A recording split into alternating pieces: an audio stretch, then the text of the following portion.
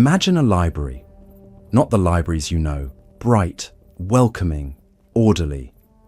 Imagine instead a library hidden, a library whose books are kept in locked cabinets, whose manuscripts are shown only to scholars who sign documents promising careful handling, whose very existence some institutions prefer not to advertise. A library of books that were burned when found, banned by churches, hidden by their owners, copied in secret, passed through generations with warnings attached. These books exist in the British Library in London, in the Bibliothèque Nationale de France in Paris, in the Bodleian Library at Oxford, in the Vatican's archives, in private collections whose owners prefer anonymity. They exist as medieval manuscripts on vellum, as early printed books from the 1500s, as handwritten copies made by occultists in Victorian England. They exist, and they contain instructions. Instructions for summoning demons, instructions for compelling spirits, instructions for creating talismans that grant power, instructions for commanding angels, instructions for achieving magical transformation of the self and the world. They are grimoires, books of ceremonial magic, and for over 1,000 years, they have occupied a strange place in Western culture, simultaneously sought after and condemned, copied secretly and burned publicly, dismissed as superstition, and feared as genuinely dangerous. This documentary is about those books, their history, their contents, their influence, the people who wrote them, the people who used them, the people who banned them, and the people who preserve them today. Over the next 8 to 10 hours, we will trace the complete history of grimoires from their ancient origins, through medieval development, to Victorian occult revival and contemporary practice. Before we begin, I need to be absolutely clear about what this is and what it is not. This is not an instructional video on how to perform magic. I will not be teaching you spells or encouraging you to attempt rituals from these books. This is historical and anthropological documentation. We will examine what these books contain, why they were created, how they influenced culture, and what they tell us about human attempts to understand and manipulate reality through symbolic systems. Whether magic works is not a question this documentary will answer. That is for individuals to explore or dismiss as they choose. What we will document is that these books existed, that people believed in them, that they shaped Western occultism profoundly, and that their influence persists today. If you value deeply researched content that examines historical texts with scholarly rigor, that presents the occult not as entertainment or advocacy, but as legitimate subject of cultural history, then subscribe. Turn on notifications. Leave a comment telling me if you've ever encountered a grimoire in a library or collection, because these books, hidden though they may be, are real. They are part of our cultural inheritance, and understanding them helps us understand the human need to believe that reality can be shaped by will, symbol, and ritual. Now let us descend into the history of grimoires, the forbidden books of Western magic, the instruction manuals for commanding spirits, the texts that promise power to those brave or foolish enough to use them. Let us begin not with medieval Europe, but with the ancient world, where the ideas that would become grimoires first took root. Chapter 1: Ancient Origins, Magic in Mesopotamia and Egypt. The grimoire, the book of ceremonial magic containing instructions for compelling spirits and performing transformative rituals, did not appear fully formed in medieval Europe. Its roots extend deep into the ancient world, to civilizations that developed sophisticated systems of magic based on the belief that reality could be manipulated through words, symbols, and rituals if performed correctly.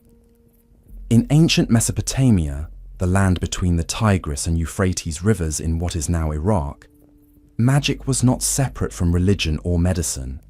It was integrated into daily life as practical technology for solving problems. If you were sick, you consulted a physician priest who might perform healing rituals. If you believed someone had cursed you, you consulted an exorcist priest who would identify the demon responsible and compel it to leave.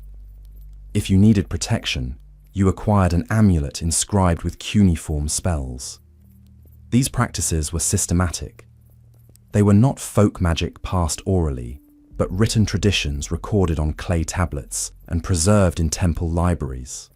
The tablets contained incantations in Sumerian and Akkadian, instructions for ritual procedures, lists of demons and their characteristics, recipes for creating magical substances, and descriptions of how to make protective amulets. One of the most important Mesopotamian magical texts is the Maklu series, 9 tablets containing rituals for combating witchcraft. The text describes a multi-day ceremony involving burning images of witches, reciting incantations against them, and appealing to gods for protection. The precision is striking.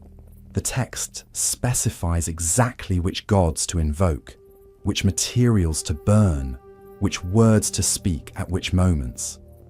This is not improvisation. This is systematic ritual technology documented for replication. Another significant Mesopotamian magical tradition is the use of demon lists and exorcism formulas.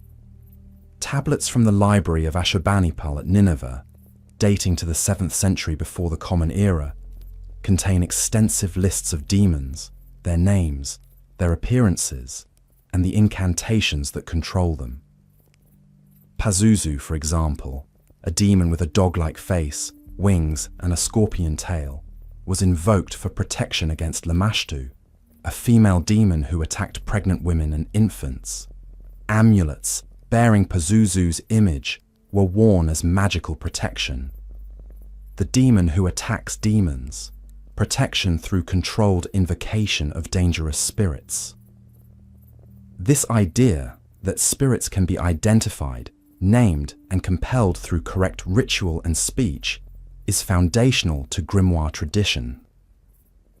The grimoires of medieval Europe will inherit this structure: detailed spirit lists, specific names and characteristics, precise instructions for compelling obedience. The form was established in Mesopotamia 3,000 years before the first European grimoires.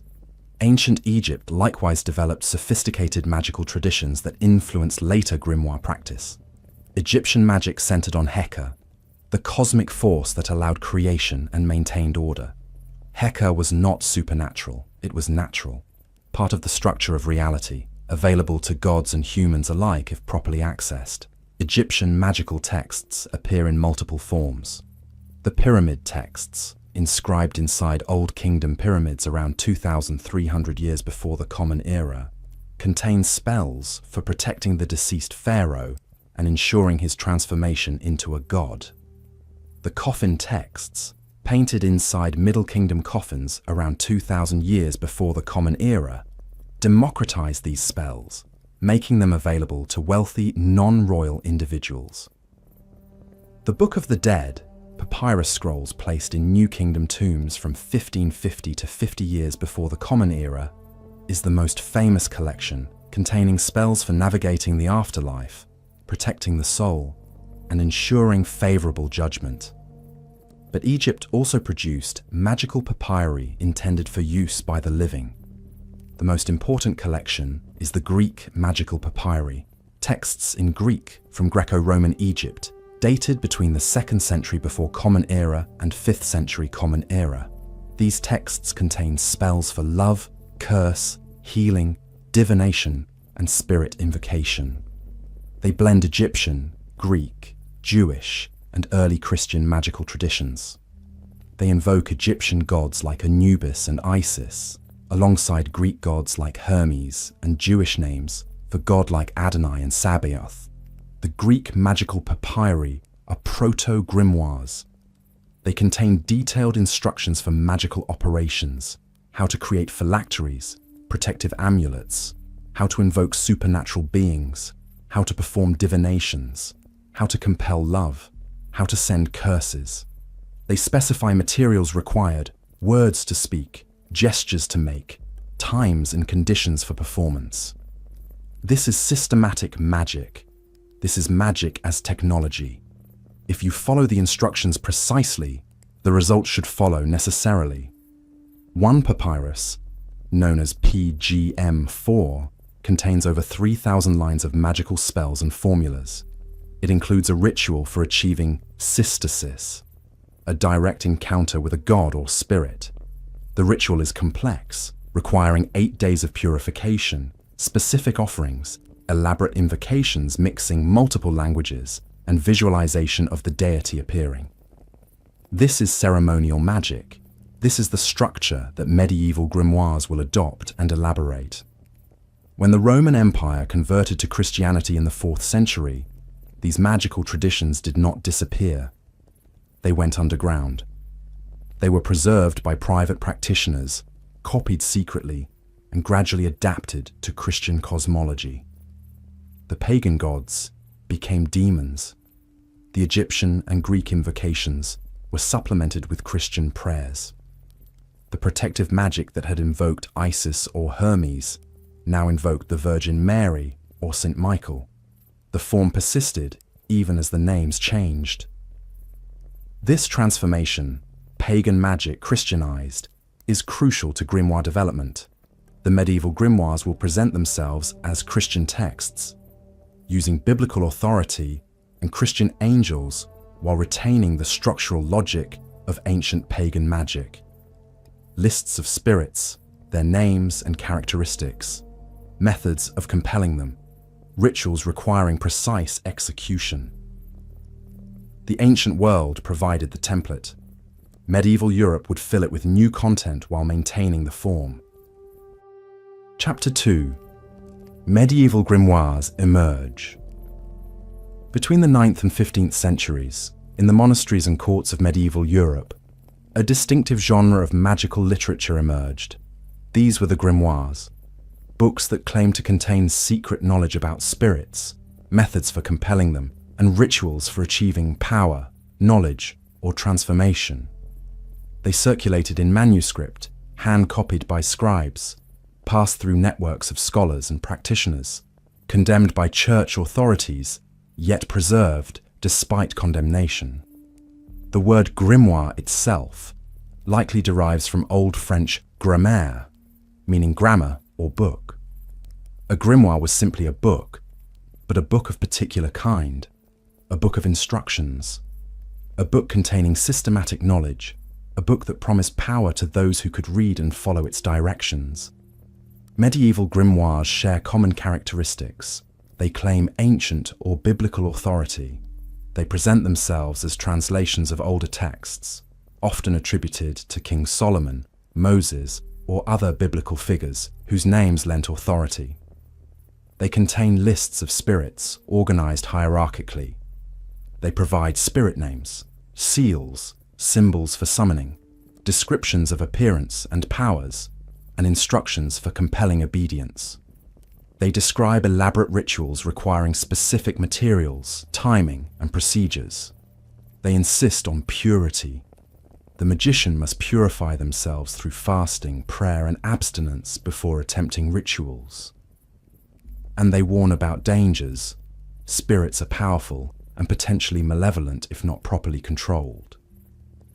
One of the earliest identifiable grimoires is the Sworn Book of Honorius, also called Liber Juratus or Liber Sacratus.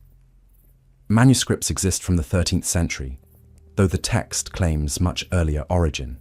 The Sworn Book presents itself as magic revealed by divine revelation and authorized by a council of 89 master magicians who gathered to preserve magical knowledge under threat of persecution by church authorities. The book contains prayers, conjurations, and instructions for achieving the beatific vision, direct knowledge of God. This is extraordinary. Medieval Christian theology taught that the beatific vision was reserved for souls in heaven after death and after purification. But the sworn book claims magicians can achieve this vision while alive through ritual procedures lasting months and requiring extraordinary devotion. The ritual structure is complex. The magician must purify for a month. They must fast on bread and water. They must confess and receive communion. They must pray specific prayers at specific times. They must create magical implements, a lamina, metal disc, inscribed with divine names, a ring, special parchment. They must invoke angels. And finally, if all is done correctly, they will experience direct encounter with the divine, receiving knowledge and power. This represents ceremonial magic at its most ambitious, not requesting favors from spirits, but achieving mystical union with God through ritual technology. The line between magic and mysticism blurs. The grimoire presents ritual as path to spiritual transformation, but insists on precise mechanical execution. Do the steps correctly, achieve the result necessarily. Another important early grimoire is the Ars Notoria, the notary art. This text, circulating by the 13th century, claims to be written by King Solomon and revealed by angel to him. It promises extraordinary knowledge and abilities, mastery of all liberal arts, perfect memory, eloquence, understanding of languages and sciences, all achievable through ritual prayer and meditation on specific figures called notai. The notai are complex geometric and symbolic figures, often incorporating divine names in Hebrew, Latin, and invented magical alphabets. The practitioner meditates on these figures while reciting specific prayers, sometimes for hours or days.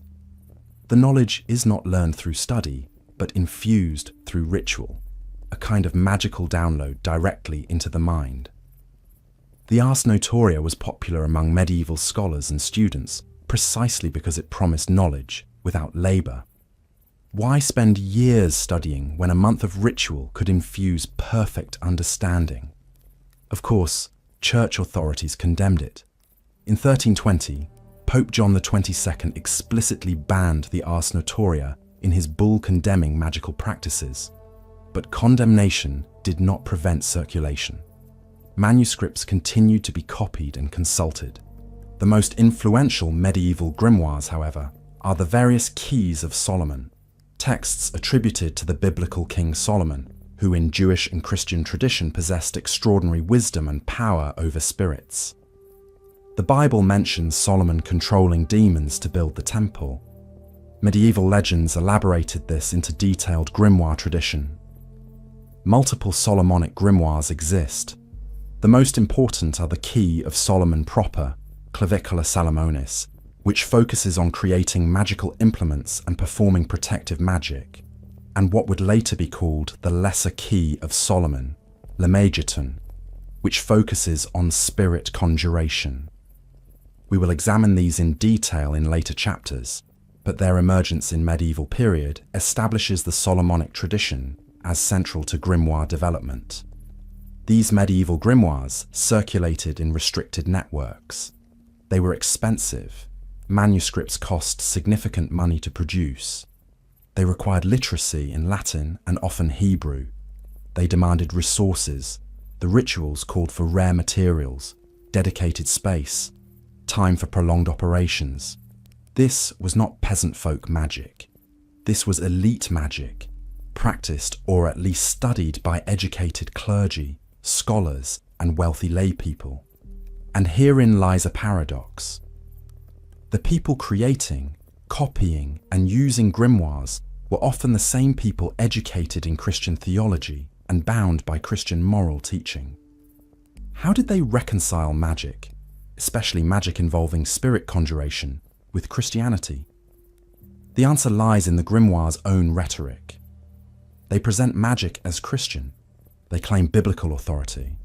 They frame spirit conjuration as commanding demons in God's name, forcing fallen angels to serve divine purposes. They insist on prayer, purity, and piety as prerequisites. They portray the magician not as pagan sorcerer, but as Christian master commanding demons through superior divine authority granted by God. This Christianization allowed grimoires to circulate despite condemnation. They were heretical, but not pagan.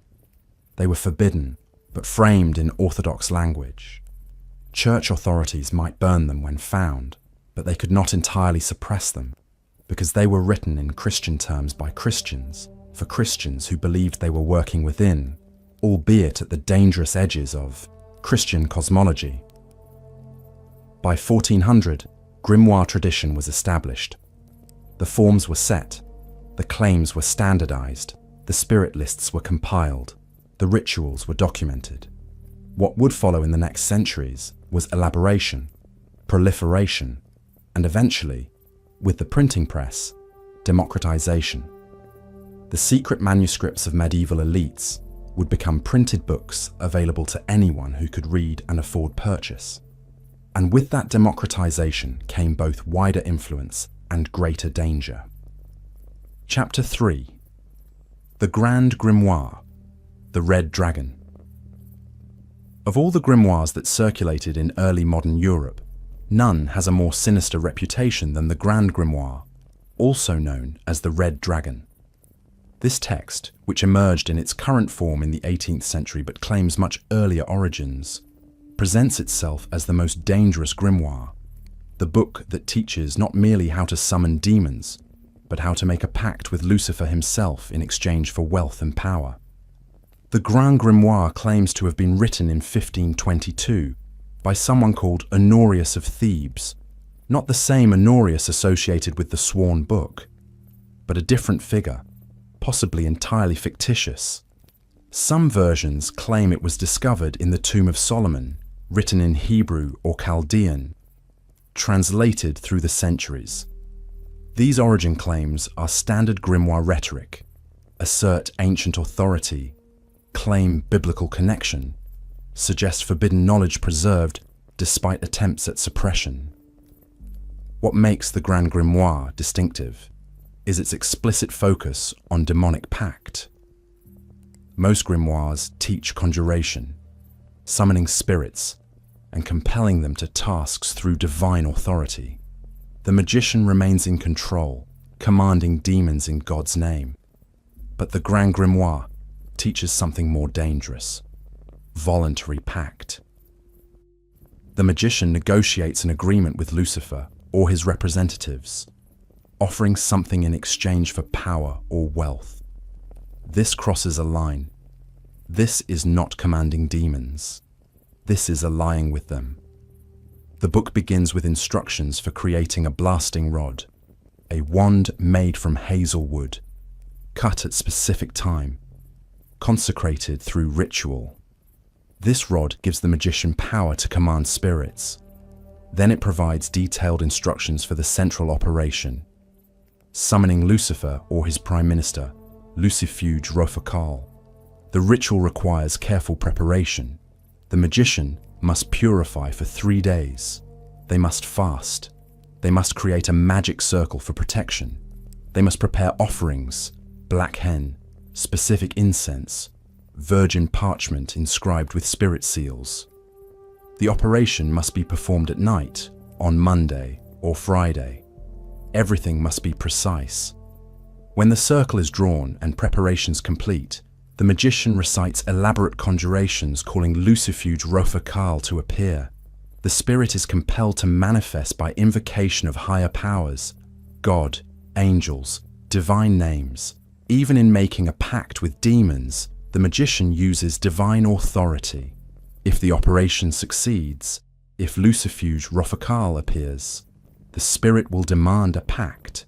The traditional terms: the spirit will serve the magician for a specified period, providing wealth, knowledge, or power. In exchange, after death, the magician's soul belongs to Lucifer. This is the Faustian bargain explicitly presented as ritual technology. The Grand Grimoire provides the pact text. It must be written in the magician's blood on virgin parchment. It must be signed and sealed. The spirit takes the pact as contract. The agreement is binding, and according to the grimoire, It cannot be easily broken. Once made, the pact holds. The book then provides extensive lists of spirits subservient to Lucifuge Rothokal, their names, their powers, and their seals. These spirits can be commanded, once the Prime Pact is established, to perform specific tasks. Find treasure, cause love, inflict harm, reveal knowledge. The Grimoire has become not just magical instruction manual but demonic directory, categorizing hell's hierarchy for practical reference. Does the Grand Grimoire describe real practice? Did people actually attempt these rituals? We have limited evidence, but some exists. Occasionally trial records mention grimoires. In 1728, a French priest named Abbé Guibourg was implicated in the affair of the poisons, a scandal involving black masses, love magic, and attempted murder by poisoning at the court of Louis XIV. Testimony mentioned grimoires and spirit conjurations, though details are suspect given torture was used to obtain confessions. What is certain is that the Grand Grimoire was read, copied, and taken seriously by some practitioners. Multiple manuscript and printed versions exist. The text was translated into multiple languages. It circulated among occultists in France, Italy, Spain, and it terrified church authorities. The Catholic Church explicitly condemned the Grand Grimoire and similar texts. The Index Librorum Prohibitorum, the index of prohibited books maintained by the Vatican, included grimoires among forbidden works. Possession could result in excommunication. In some periods and places, it could result in prosecution for witchcraft or heresy. But condemnation often increases allure. Forbidden books become valuable. They circulate underground. They gain reputation as genuinely powerful precisely because authorities fear them. The Grand Grimoire's sinister reputation was enhanced by efforts to suppress it. In the 19th century, the Grand Grimoire found new audience among French occultists. Eliphas Lévy, the magician who pioneered the occult revival, knew the text, though he dismissed much of its contents as corrupted or misunderstood. Arthur Edward Waite, British occultist and scholar, translated portions and analysed it in his massive study, The Book of Ceremonial Magic, published in 1911. Aleister Crowley was familiar with it, though he considered it inferior to the Solomonic texts he preferred. The Grand Grimoire represents grimoire tradition at its most explicit about danger. Most grimoires maintain the fiction that magic is controlled, that the magician commands through divine authority, that spirits can be safely compelled if procedures are followed. The Grand Grimoire admits that dealing with demons involves real risk, that pacts have consequences, that power comes with price. Whether this is metaphorical warning or literal instruction, it articulates what other grimoires imply. Magic is dangerous, spirits are not toys, and attempting to manipulate invisible forces can destroy you. Modern practitioners, those who still work with grimoires today, approach the Grand Grimoire with extreme caution or avoid it entirely. Even among occultists who believe ceremonial magic is effective and spirits are real, the Grand Grimoire has reputation as text best left alone. Some regard it as corrupted, its rituals incomplete, or designed to fail catastrophically. Others see it as test, the grimoire that reveals whether you are serious or foolish. To attempt the Grand Grimoire's central operation is to declare you are willing to risk everything for power. This grimoire, more than perhaps any other, embodies the grimoire paradox. Books that promise extraordinary power while insisting on impossible purity, that offer control while demanding submission, that claim divine authority for commanding demons, that teach dangerous operations while warning of danger. The Grand Grimoire does not pretend to be safe. It is, according to its own claims and its reputation, the most dangerous grimoire, the book that teaches the ultimate forbidden operation. And for that reason, it has fascinated and terrified readers for 3 centuries. Chapter 4. The Book of Abramelin, the knowledge and conversation.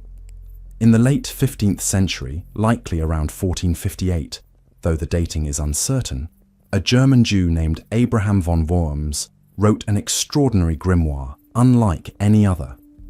It was not a collection of quick spells or a catalogue of demons. It was an 18-month spiritual operation designed to achieve what the text calls the knowledge and conversation of the holy guardian angel, a transformative mystical experience that would grant the magician power over the entire spirit world. This is the Book of Abramelin, and it represents grimoire tradition at its most ambitious and most dangerous. It is not a manual for minor magic. It is a program for complete magical and spiritual transformation, and its influence on Western occultism, particularly through the 20th century magician Aleister Crowley, would be profound and enduring. The Book of Abramelin is structured as autobiography. Abraham von Worms addresses his son Lamech, narrating his own life story and the magical knowledge he gained during his travels. Abraham describes journeying through Europe and the Middle East, seeking magical wisdom from masters in various traditions. Finally, in Egypt, he meets a magician named Abramelin, spelled Abramelin, who possesses extraordinary knowledge and power. Abramelin, after testing Abraham's worthiness, teaches him the sacred magic contained in the book. The operation Abramelin revealed is unlike typical grimoire ritual. There are no immediate conjurations. There are no quick results. Instead, there is a systematic program requiring 6 to 18 months. Versions of the text disagree on duration, with most recommending 18 months, of increasingly intensive prayer, purification, and devotion. The practitioner must withdraw from ordinary life as much as possible. They must find or create a dedicated space, ideally a private oratory, but at minimum a clean room used for no other purpose. They must maintain strict moral purity. No lies, no anger, no sexual relations. They must pray twice daily, at dawn and dusk, spending progressively longer periods in prayer and meditation. In the final months, they must pray 3 times daily for hours at each session. The prayers are Christian. This is crucial. The Book of Abramelin presents itself as Christian magic, compatible with piety and devotion. The practitioner prays to God, pleads for grace, confesses unworthiness, and begs for the revelation of their holy guardian angel, the personal divine messenger assigned to guide and protect them. After months of this intensive practice, if the operation is successful, the holy guardian angel appears. The text describes this as a vision. The angel manifests visibly to the practitioner, speaks to them, reveals their true nature and purpose, and grants them authority over the entire hierarchy of spirits, both angelic and demonic. The angel bestows what Abramelin calls the true magic, the ability to command all spirits simply through the authority granted by direct connection to the divine. Once the knowledge and conversation is achieved, the second part of the operation begins. The practitioner, now acting through angelic authority, summons the 4 great princes of the demonic world: Lucifer, Leviathan, Satan, and Belial, along with their subordinate spirits. These demons must swear obedience. They are compelled to serve, not through the magician's personal power, but through the authority of the holy guardian angel working through the magician. The Book of Abramelin then provides extensive lists of demonic spirits and the services they can perform. Need to find treasure? There is a spirit for that. Need to cause someone to fall in love? There is a spirit for that. Need knowledge of any science or art? Need to fly through the air? Need to become invisible? Need to transform substances? For every imaginable purpose, the book provides spirit names and word squares, magical symbols that command the spirits to accomplish specific tasks. These word squares are a distinctive feature of Abramelin magic. They are grids of letters, usually Hebrew, arranged to form words when read horizontally, vertically, or diagonally. The practitioner creates these squares on parchment, consecrates them, and uses them as talismans to command spirits to perform the designated operation. The squares contain power through combination of divine names, angelic authority, and geometric arrangement. They are essentially magical programs. Execute this symbol correctly. Achieve this result. The Book of Abramelin promises extraordinary abilities. The final sections of the text describe operations for necromancy, raising and consulting the dead, and for creating magical servants, spirits bound to specific tasks who perform them automatically. The text even describes operations for causing armies to appear, for turning day into night, and other seemingly impossible transformations. Whether these are metaphorical, psychological, or claimed as literal is deliberately ambiguous. The Abramelin operation demands total commitment. 18 months of intensive practice, moral purity, social withdrawal, spiritual devotion, and the text warns explicitly, if you fail to complete the operation properly, if you achieve partial success but not full knowledge and conversation, you expose yourself to terrible danger. The spirits you partially summon will not be properly controlled. They can attack, possess, or destroy you. The operation is all or nothing. You must complete it fully or not attempt it at all. This grimoire attracted serious magicians precisely because it is serious. It does not promise easy power. It demands sacrifice and transformation. And it frames magic not as manipulation of spirits for petty purposes, but as spiritual path. The knowledge and conversation of the holy guardian angel is presented as mystical goal valuable in itself, with command of spirits being almost a side effect of achieved spiritual authority. The most famous attempt at the Abramelin operation in modern times was undertaken by Aleister Crowley. In 1900, Crowley, already deeply involved in the Hermetic Order of the Golden Dawn, decided to perform the operation. He rented Boleskine House on the shore of Loch Ness in Scotland, establishing the isolated retreat the ritual required. He began the operation, following the instructions as precisely as possible. According to Crowley's later accounts, the operation was disastrous. He was called away to Paris by Samuel Liddell Mathers, head of the Golden Dawn, interrupting the ritual. He attempted to continue the operation despite the interruption. Strange phenomena began occurring. Servants reported seeing apparitions. Animals behaved bizarrely. A worker lost his sanity. Crowley claimed the house became haunted by incompletely summoned spirits that were never properly bound because the operation was interrupted and never completed. Whether these accounts are literal truth, exaggeration, psychological projection, or fiction is impossible to determine. But Crowley's experience with Abramelin profoundly influenced his later magic. He remained convinced that achieving knowledge and conversation of the Holy Guardian Angel was the central goal of magical practice. He wrote extensively about the operation, reinterpreted it, and made it foundational to his own magical system. The Abramelin operation, filtered through Crowley, became central to 20th century ceremonial magic. The Book of Abramelin represents grimoire tradition at its most spiritually ambitious. It is not mere spirit conjuration.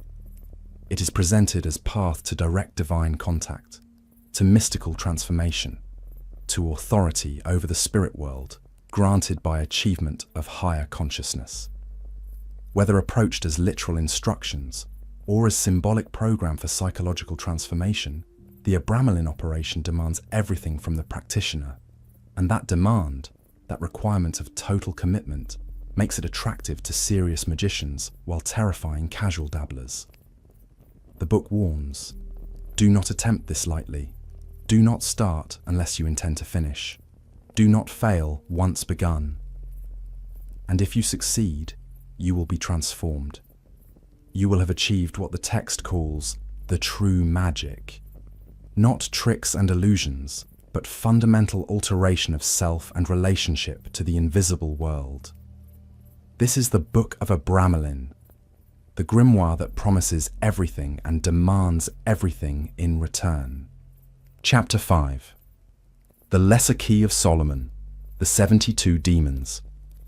The most widely known, widely used, and widely influential grimoire in Western ceremonial magic is the Lesser Key of Solomon, in Latin, Lemegeton Clavicula Salomonis. This text, compiled in its current form in the 17th century from earlier medieval sources, contains systematic instructions for summoning, binding, and commanding 72 demons. It provides their names, their ranks, their powers, their appearances, and their individual seals, the sigils used to call them. The Lesser Key is actually 5 books collected into one volume. The first and most important is the Ars Goetia, the art of Goetia, meaning the art of summoning chthonic or earthly spirits, essentially demons. This section contains the descriptions of the 72 demons and detailed instructions for their conjuration. The other 4 books, Ars Theurgia Goetia, Ars Paulina, Ars Almadel, and Ars Notoria, deal with various angelic and aerial spirits, but it is the Ars Goetia that dominates the grimoire's reputation and use. The 72 demons of the Goetia are presented as fallen angels, former servants of God who rebelled with Lucifer and were cast into hell. But they retain their angelic knowledge and powers. They can teach any science or art. They can reveal hidden knowledge. They can find treasure. They can cause love or hatred. They can make the magician invisible. They can transport objects or people instantly across distances. They can kill enemies. They can raise storms or calm them. For any imaginable purpose, one or more of these 72 demons possesses the power to accomplish it. Each demon entry follows a standard format: name, rank in Hell's hierarchy, appearance, powers, and seal. Let me read one example. The first demon in the list. The first principal spirit is a king ruling in the east, called Baal. He maketh thee to go invisible. He ruleth over 66 legions of infernal spirits. He appeareth in divers shapes, sometimes like a cat, sometimes like a toad, and sometimes like a man, and sometimes all these forms at once. He speaketh hoarsely. The entry provides Baal's seal, a complex symbol combining letters and geometric shapes. The magician must draw this seal on virgin parchment using consecrated ink, and then use it during the conjuration ritual to call Baal specifically. Another example, the 9th demon. Paimon is a great king, and very obedient unto Lucifer. He appeareth in the form of a man sitting upon a dromedary with a crown most glorious upon his head. Before him goeth a host of spirits like men with trumpets, and well-sounding cymbals, and all other sorts of musical instruments. He hath a great voice, and roareth at his first coming, and his speech is such that the magician may not well understand unless he compelleth him. He can teach all arts and sciences, and other secret things. He can discover unto thee what the earth is, and what holdeth it up in the waters, and what mind is, and where it is, or any other thing thou mayest desire to know. He giveth dignity, and confirmeth the same. He bindeth or maketh any man subject unto the magician, if he so desire. He giveth good familiars, and such as can teach all arts. He is to be observed toward the west. He is of the order of dominations. He hath under him 200 legions of spirits, and part of them are of the order of angels, and the other part of the order of potentates. Each demon entry contains this level of detail. The magician knows exactly what each demon looks like, sounds like, can do, and how many subordinate spirits they command. This is catalogue, inventory, reference manual. The Goetia organizes Hell's hierarchy as systematically as a medieval bestiary organized animal species. The ritual for summoning these demons is elaborate. The magician must prepare through fasting and prayer. They must create magical implements, a magic circle for protection, a triangle outside the circle where the demon will be compelled to appear, a wand or sword for commanding, a brass vessel for compelling particularly rebellious demons to enter. The ritual space must be consecrated. The timing must be correct. Different demons are more easily summoned at specific times of day or planetary hours. When everything is prepared, the magician enters the circle, which provides protection from the demon, and begins the conjurations. These are lengthy invocations that command the demon to appear in the triangle, to appear in visible form, to appear without causing harm, and to answer truthfully and obey absolutely. The conjurations invoke God, angels, and divine names. They assert the magician's authority as human created in God's image and empowered to command demons in God's name. If the demon refuses to appear, the ritual provides progressively stronger conjurations, threats, and compulsions. The magician curses the demon, threatens it with divine punishment, and reads from sacred texts. Eventually, according to the Grimoire, the demon must submit and manifest. Once the demon appears, the magician can question it, command it to perform specific tasks, or compel it to enter the brass vessel, sealing it there until the magician chooses to release it. The demon must swear obedience. Only then is it safe for the magician to leave the protective circle. After the demon completes its task, it must be formally dismissed with license to depart. The Grimoire insists on this. You cannot simply ignore the demon or assume it leaves on its own. You must release it properly, or it may linger and cause problems. The Lesser Key of Solomon became foundational to modern Western ceremonial magic through its influence on the Hermetic Order of the Golden Dawn. This British magical society, founded in 1888, developed elaborate rituals synthesizing Kabbalah, tarot, astrology, alchemy, and grimoire magic. The Golden Dawn's leaders, Samuel Liddell Mathers, William Wynne Westcott, and William Robert Woodman, studied the Goetia intensively. Mathers translated it into English, publishing it in 1904 with illustrations by Aleister Crowley. Crowley himself became obsessed with Goetic magic. In 1909, he conducted a series of Goetic evocations in Algeria with his student Victor Newberg, summoning demons from the 72 and recording the results. His published account, The Vision and the Voice, describes these operations in vivid detail. Demons manifesting in the scrying mirror, communicating through Newberg as medium, providing visions and revelations. Whether these were external spirits or projections of subconscious minds, Crowley believed the operations were effective and transformative. Modern practitioners of ceremonial magic continue using the Lesser Key of Solomon. The text has been translated, annotated, and reinterpreted countless times. Contemporary magicians debate its methods, test its operations, and share their results online. Some work with the demons literally, believing they are contacting external spiritual entities. Others interpret the demons psychologically as aspects of the subconscious mind that can be accessed and directed through ritual. Both approaches take the grimoire seriously as workable system. The Lesser Key's influence extends beyond dedicated occultists. The 72 demons appear in popular culture, role-playing games, horror films, novels, television shows. Baal, Paimon, Belith, Asmodee. These names from a 17th century grimoire circulate in 21st century entertainment. The imagery persists. The idea of catalogued demons, each with specific powers and appearance, has become part of Western cultural imagination. What makes the Lesser Key of Solomon particularly significant is its systematization. It does not present magic as chaotic or mysterious. It presents magic as science, organized, categorizable, repeatable.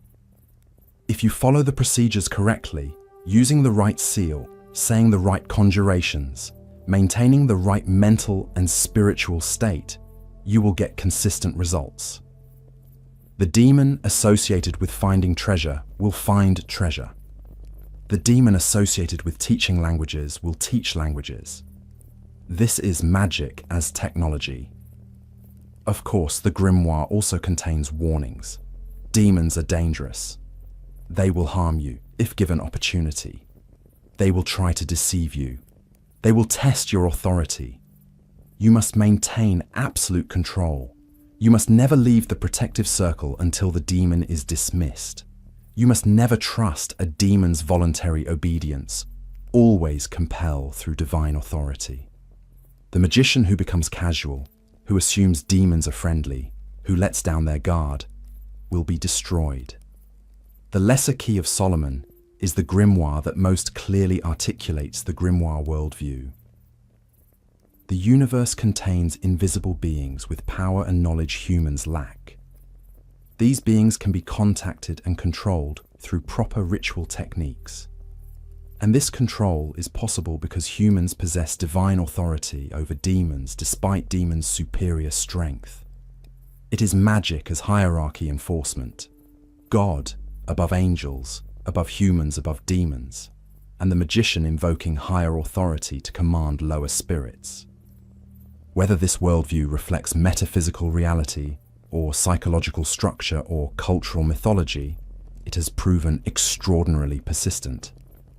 The Lesser Key of Solomon, 5 centuries after its compilation, remains a living text, actively used by practicing magicians who believe, in some sense, that the 72 demons are real, contactable, and capable of producing effects in the material world, if properly commanded.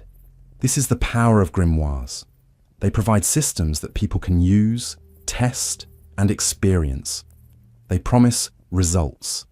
And enough people, across enough centuries, have reported results, whether spiritual, psychological, or material, that the tradition persists despite modernity, despite science, despite every rationalist dismissal of magic as superstition. The grimoire tradition survives because some people find it works, and the Lesser Key of Solomon is the grimoire they most often turn to first. Chapter 6. The Picatrix, Islamic Astral Magic. In the 11th century, in Al-Andalus, Islamic Spain, an extraordinary grimoire was compiled that would profoundly influence European ceremonial magic for the next 1,000 years. This was Gayat al-Hakam, the goal of the wise, known in Latin as the Picatrix. Unlike the demon-focused grimoires of Christian Europe, the Picatrix taught astral magic, the manipulation of reality through understanding and harnessing celestial influences, creating talismans aligned with planetary powers, and invoking spiritual beings associated with the stars and planets. The Picatrix synthesizes multiple magical traditions. It draws from ancient Greek Hermetic texts attributed to Hermes Trismegistus. It incorporates Arabic translations of Persian and Indian astrological works. It includes prayers and invocations from Islamic mystical traditions. And it presents all of this as systematic science, magic as applied astronomy, as practical manipulation of cosmic forces that govern sublunary reality. The core theory of Picatrix magic is correspondence. The cosmos is hierarchically organized. At the top are divine intellects or angels. Below them are planetary spheres, each governed by a planetary intelligence. Below the planets is the sublunary world, Earth, where material reality is constantly shaped and influenced by celestial forces radiating from above. Everything in the material world corresponds to something in the celestial realm. Minerals, plants, animals, colors, scents, sounds, all are aligned with specific planets. If you know these correspondences, you can create objects, talismans, that concentrate planetary power and produce effects in the material world. The Picatrix provides extensive tables of correspondence. It lists which plants are ruled by Saturn, which stones by Mars, which animals by Venus. It describes the appearances and characteristics of planetary spirits, how they manifest, what they look like, what powers they possess.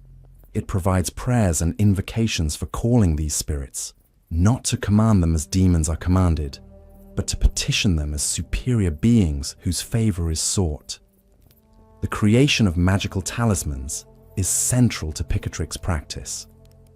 A talisman is not merely an object worn for protection. It is a constructed entity created at specific astrological moments when planetary influences are optimal, made from materials corresponding to the desired planet, inscribed with symbols and characters that channel planetary power, and consecrated through ritual that activates the talisman as living link between celestial and terrestrial realms. Let me describe one example from the Picatrix, a talisman for gaining wealth through Jupiter. Jupiter is the planet of expansion, prosperity, and abundance. To create a Jupiter talisman, you must wait until Jupiter is well positioned astrologically, strong in its own sign or exaltation, forming favorable aspects with other planets, unafflicted by malefic influences. At the moment of optimal Jupiter influence, you take a piece of silver or tin, metals corresponding to Jupiter, and engrave upon it the symbol of Jupiter, the intelligence of Jupiter's name in Hebrew or Arabic, and specific magical characters provided in the Picatrix. While engraving, you burn incense corresponding to Jupiter, saffron, aloes wood, sandalwood. You recite prayers to Jupiter's intelligence, asking for favor and assistance. You visualize Jupiter's influence flowing into the talisman, charging it with planetary power. When complete, you wrap the talisman in silk, also corresponding to Jupiter, and wear it or keep it in a place of honor.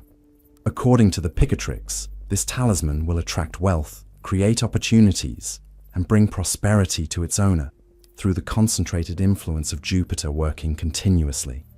The Picatrix contains instructions for hundreds of such operations: talismans for love, drawing on Venus; talismans for protection, drawing on Mars; talismans for knowledge, drawing on Mercury; talismans for spiritual development, drawing on the Sun or Moon.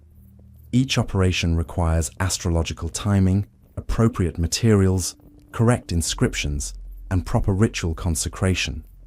But the Picatrix also contains darker magic.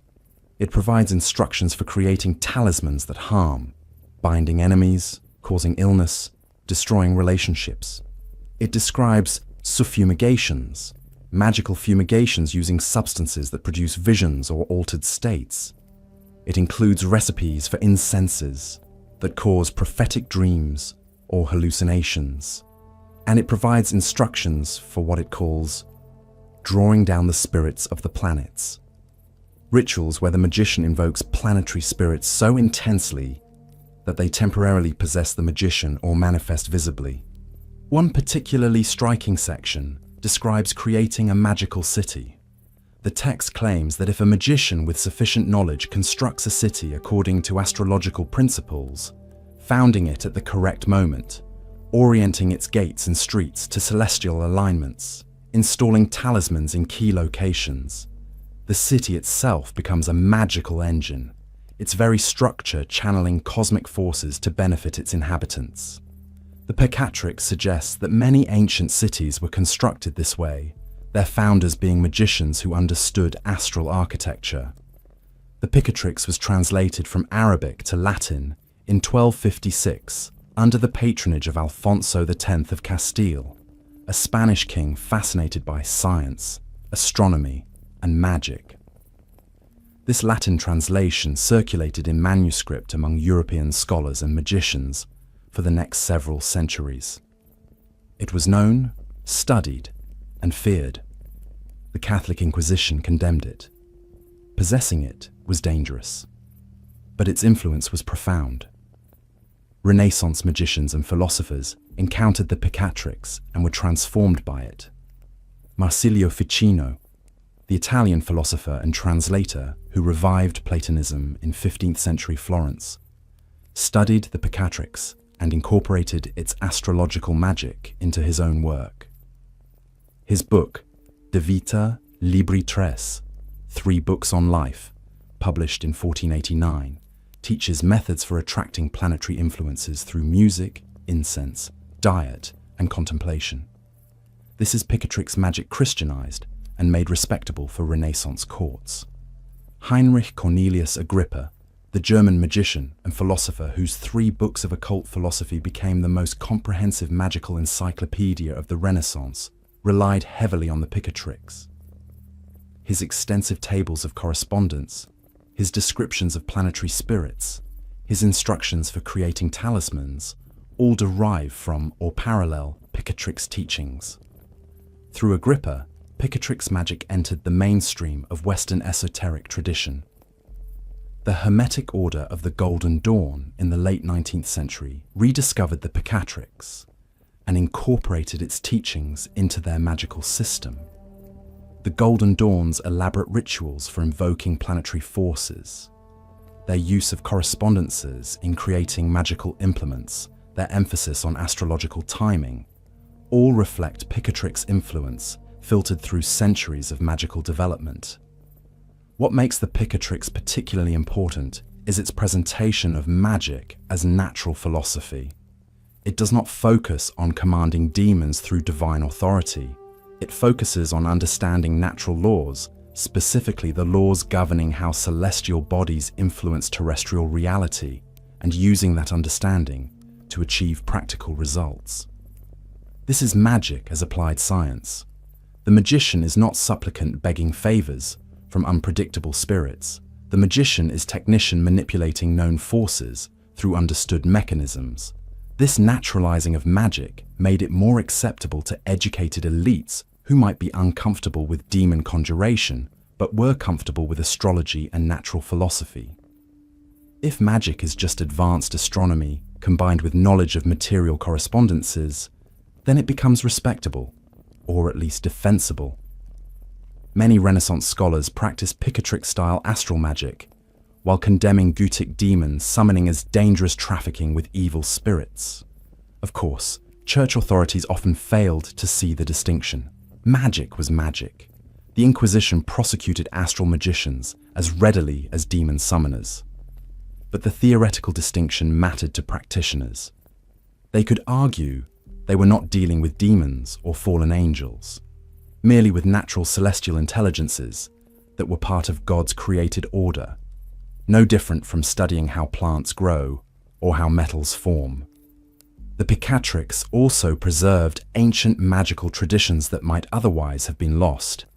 Because it synthesized Greek, Persian, Indian, and Arabic sources, it transmitted knowledge from cultures and time periods that European Christians had limited access to. When Renaissance scholars read the Picatrix, they encountered Hermetic philosophy, Neoplatonic theurgy, and Eastern astrological magic, all filtered through Islamic scholarship, but preserving ideas from the ancient world.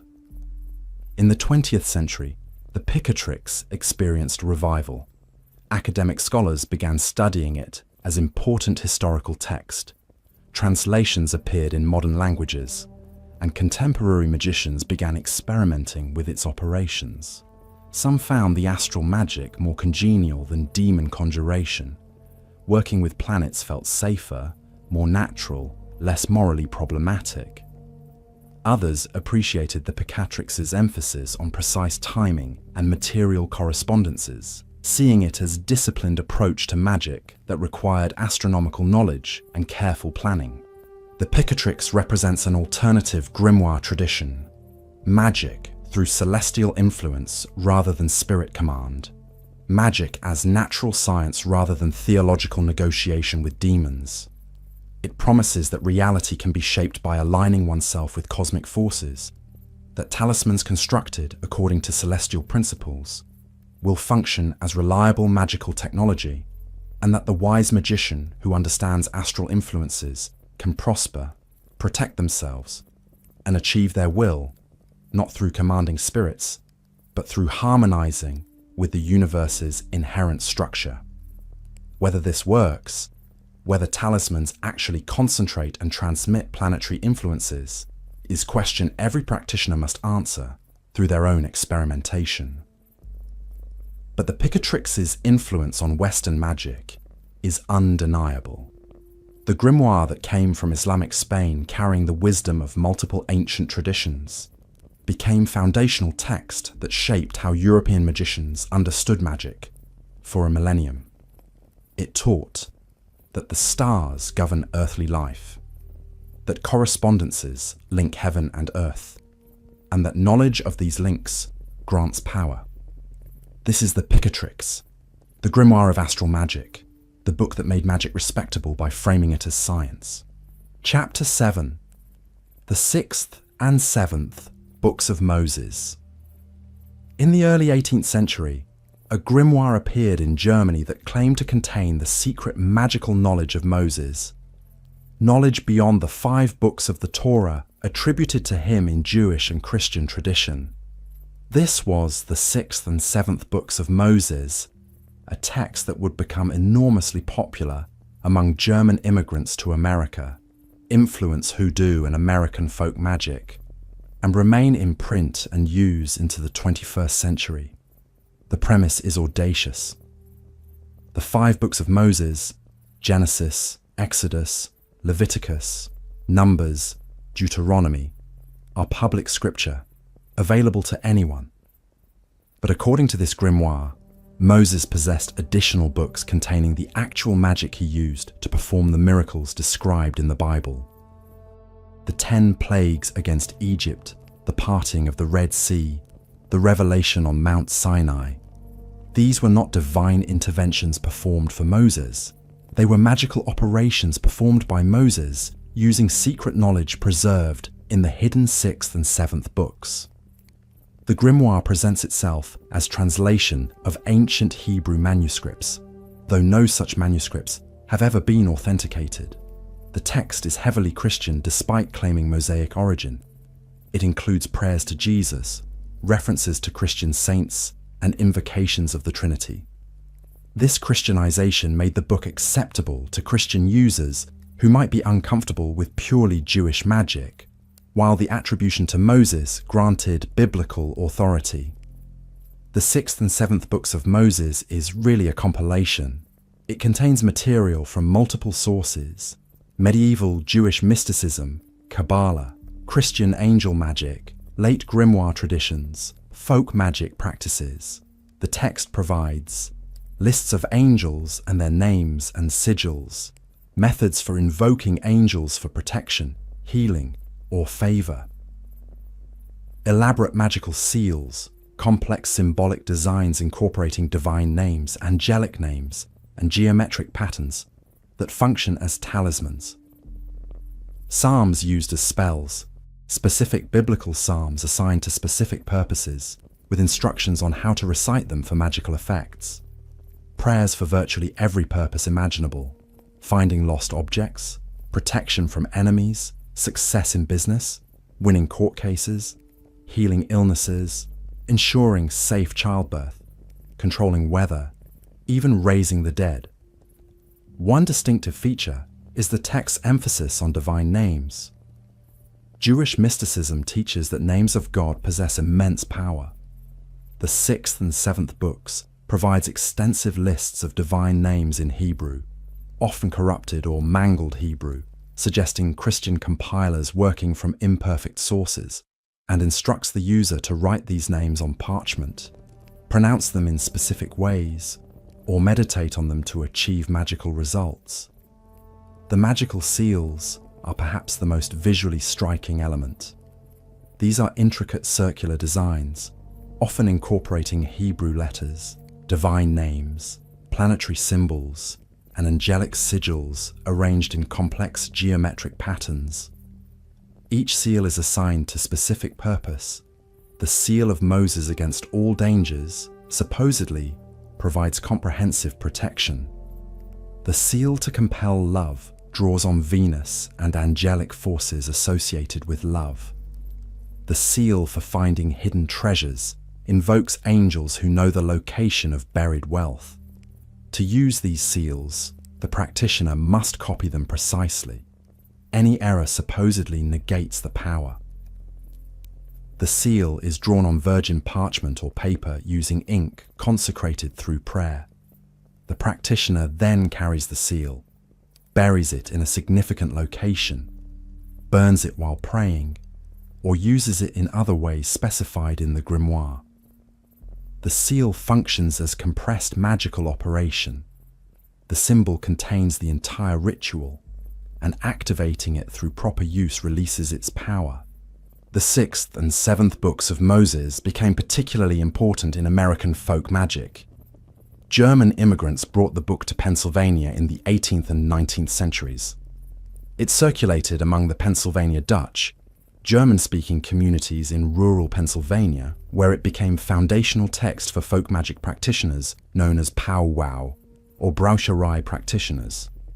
These folk magicians used the 6th and 7th books for practical purposes: healing animals, curing warts, stopping bleeding, finding lost livestock, protecting farms from theft or malicious magic.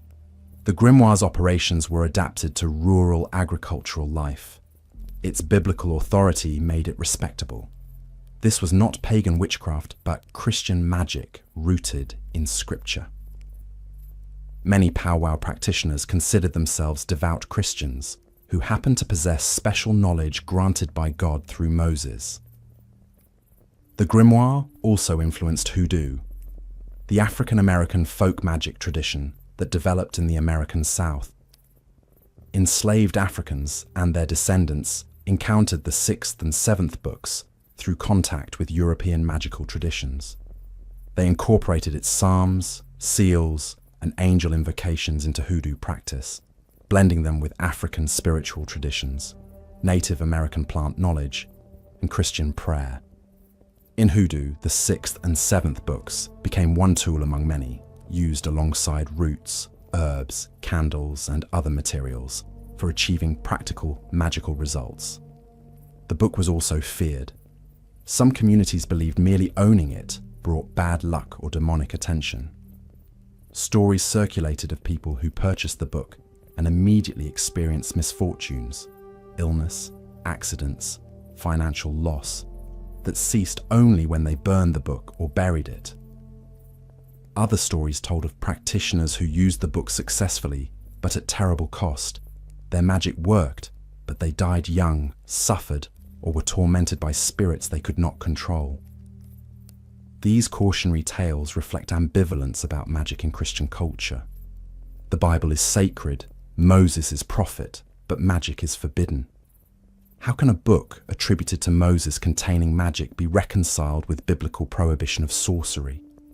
The solution for many was to believe the book was genuinely powerful, which explained why it worked when used, but also genuinely dangerous, which explained why using it often led to suffering. Power and peril combined.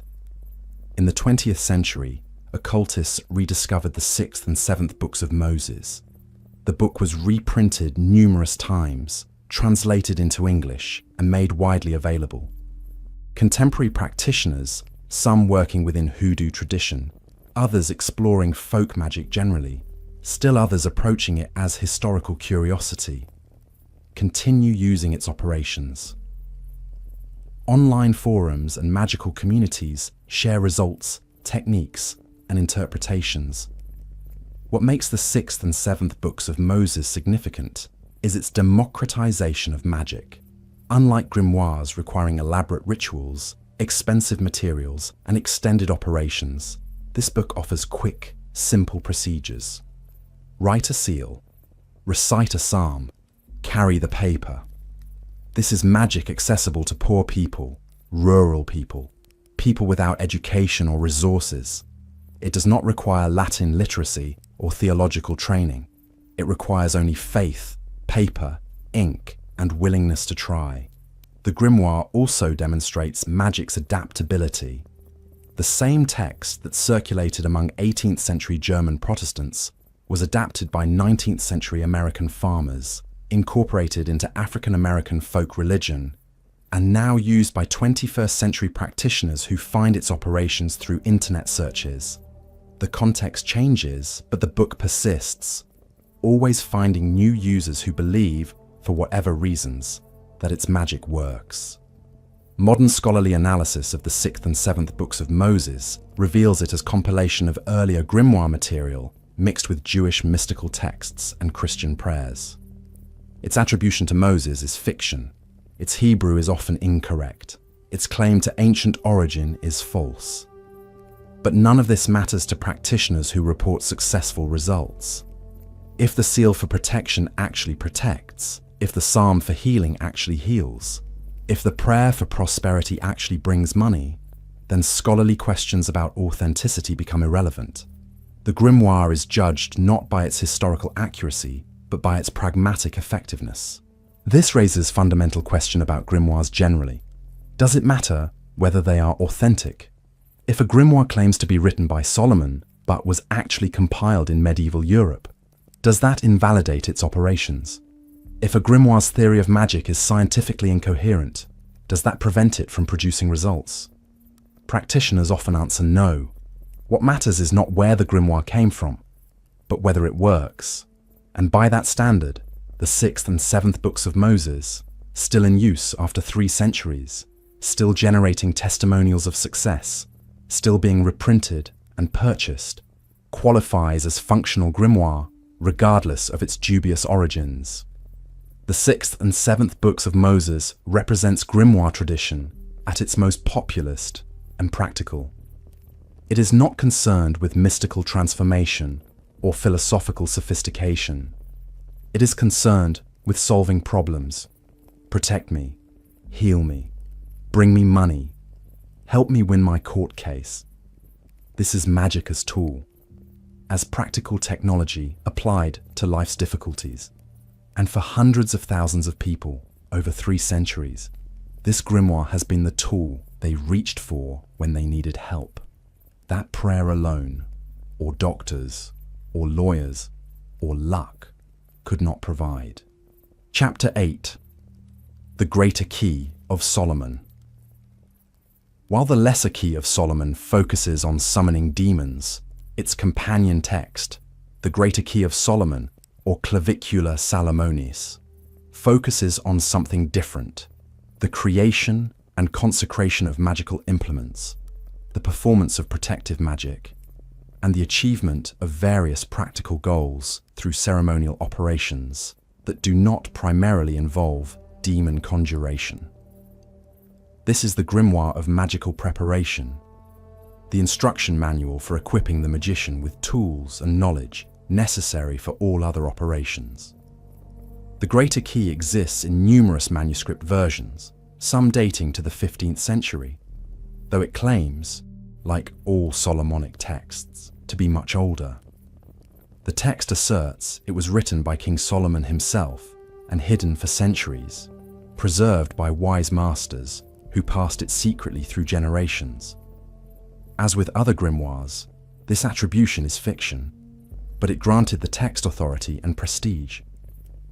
The Greater Key is organized around specific operations: how to gain knowledge and learning, how to win love, how to find stolen goods, how to become invisible, how to compel truth from anyone, how to destroy enemies, how to consecrate ritual spaces and tools. But unlike grimoires that simply provide a spell and expect you to perform it, the Greater Key insists that extensive preparation is required first.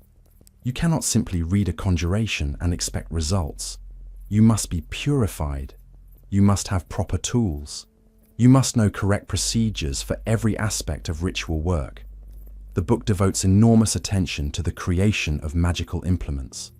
The magician requires a knife with a white handle for cutting wands and inscribing symbols, a knife with a black handle for drawing magic circles, a sword for commanding spirits, a wand or staff for directing power, a pentacle, a round disc inscribed with protective symbols, for defense, a layman, a square or hexagonal breastplate, worn during rituals, robes in specific colors for specific operations, an altar, candles, incense burners, parchment, ink, and various other items. Each implement must be created according to precise instructions. The knife with white handle, for example, must be forged on a Wednesday during the planetary hour of Mercury, using a blade that has never been used, with a handle made from specific wood. It must be consecrated through ritual involving fumigation with specific incense, recitation of prayers, and invocation of angels associated with Mercury.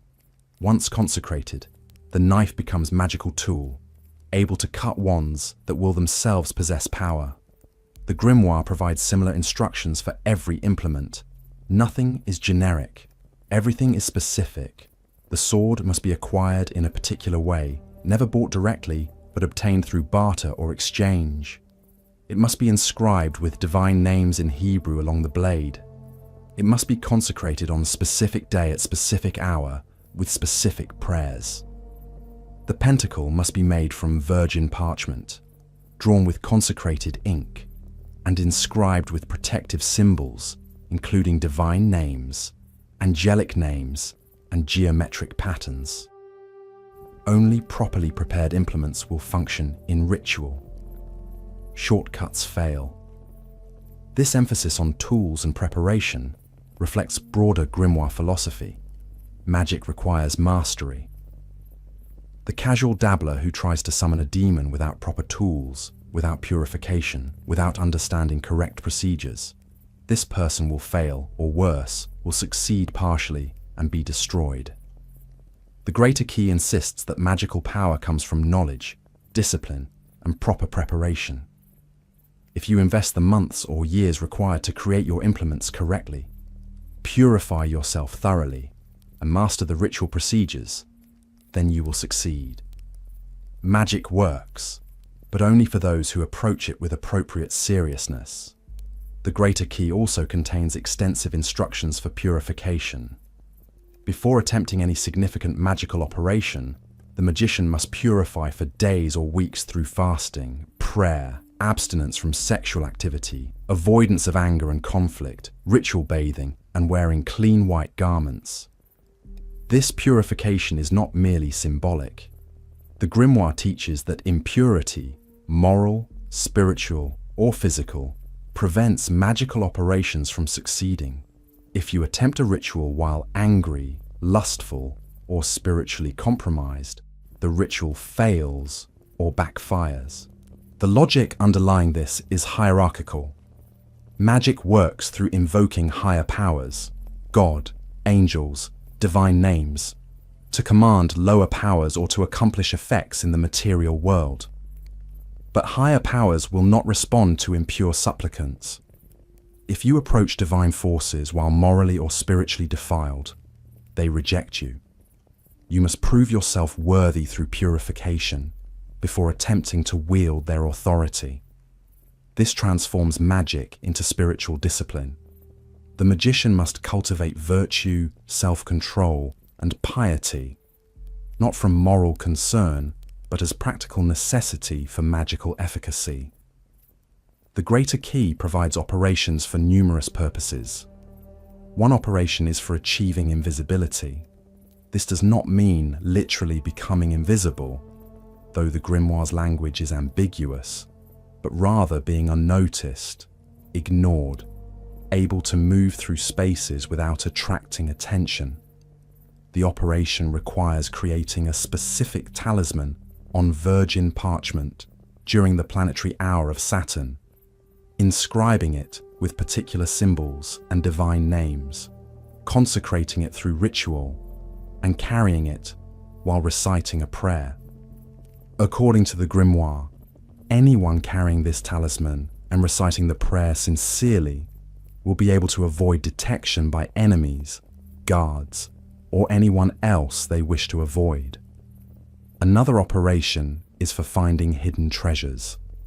The grimoire provides instructions for creating a divining rod, a forked branch cut from specific tree at specific time, consecrated through ritual, used while reciting invocations to angels who know the location of buried treasure. The magician walks across land holding the rod, which supposedly pulls downward when passing over hidden treasure or precious metals. This is magical dowsing, adapted from folk traditions, but formalized through grimoire ritual structure. The Greater Key also contains love magic, though presented ambiguously. The text provides operations for causing someone to fall in love, but frames these as compelling truth and revealing genuine affection rather than creating false love.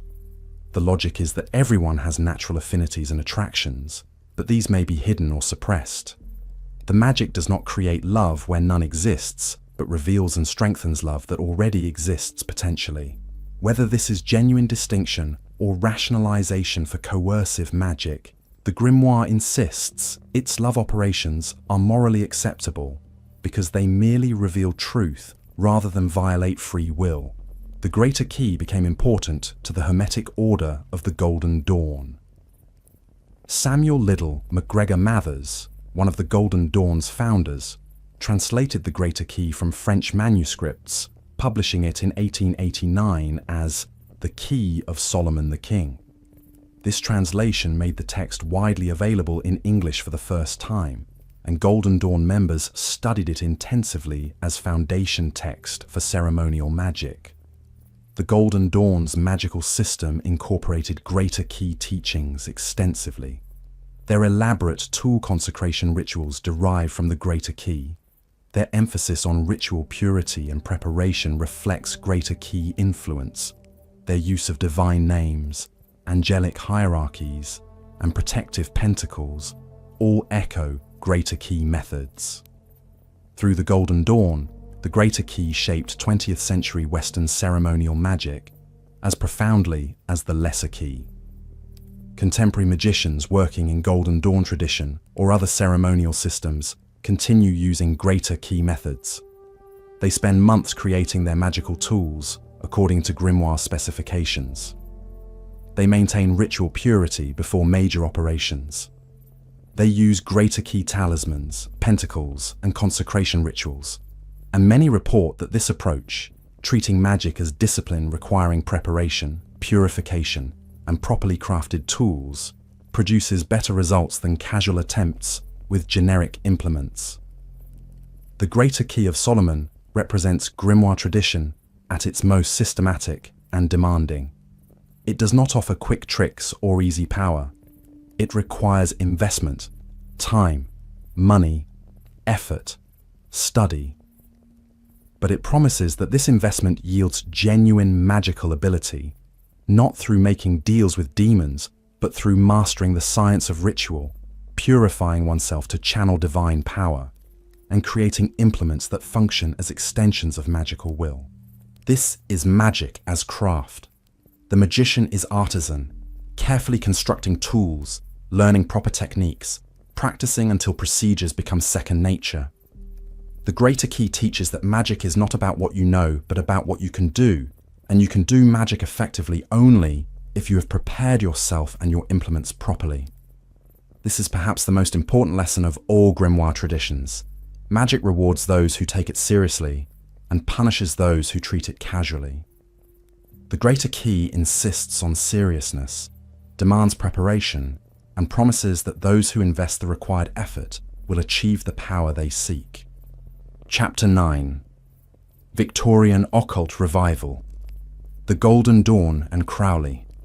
In 1888 in London, 3 British occultists, William Wynne Westcott, William Robert Woodman, and Samuel Liddell MacGregor Mathers, founded a magical society that would transform Western occultism. This was the Hermetic Order of the Golden Dawn, and it synthesized centuries of grimoire tradition, Kabbalah, tarot, astrology, alchemy, and Egyptian symbolism into a comprehensive magical system. The Golden Dawn took grimoires from centuries past and made them living practice, training members in ceremonial magic through graded curriculum leading from basic knowledge to advanced operations. The story of the Golden Dawn's founding involves a cipher manuscript, a document allegedly discovered by Westcott written in code, containing outlines of magical rituals and claiming connection to German Rosicrucian adepts.